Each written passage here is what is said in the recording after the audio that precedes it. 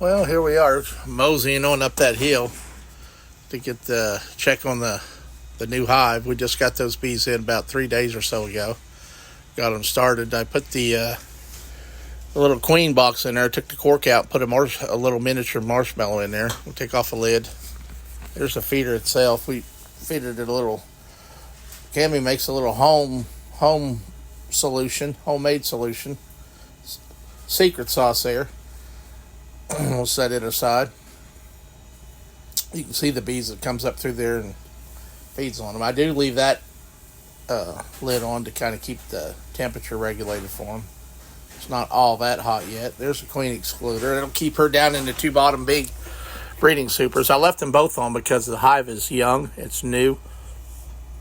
And the queen has a lot of work to do, so she needs a lot of room. She needs to start laying eggs because all the bees you see there in 30 days, they'll be gone. New bees will take their place. So I'll pull out the queen box, and what really surprised me in 3 days, look at the comb that they'd made hanging off that. I guess they made it for her because she's ready, and they didn't have no cells ready. It's the only thing I can figure. So normally I probably wouldn't have put it in there. I'd have just smoked the bees off of it and left it, but I don't know if she does have any, so I just left it in there. I won't check now for probably 3 to 4 weeks. See how they're progressing. Make sure she's got a good laying pattern. You want her to start, close to the middle and keep going around and work her way out. And it's okay if they miss a cell or two, but usually they're pretty thorough.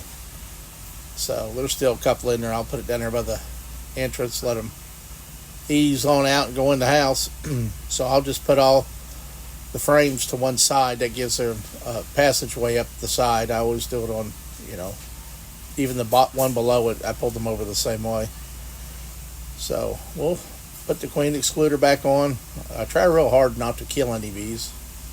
That's another reason you don't want to go in a hive unless you have to, because chances are you'll squish a couple. I don't want to squish any of them. So, but I did put them a honey super on there so they could go ahead and start making some honey out of that sugar water and just get them used to the whole routine.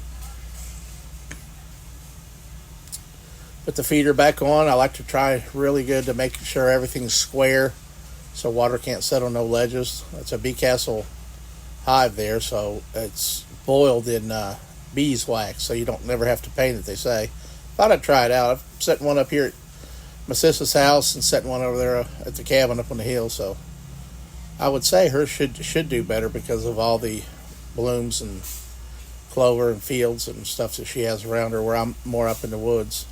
So we got her all back together. We'll check it out about 3 or 4 more weeks to see how she's, make sure she's laying good, because you got to try to time it. If nothing's happening, we get a queen. God bless.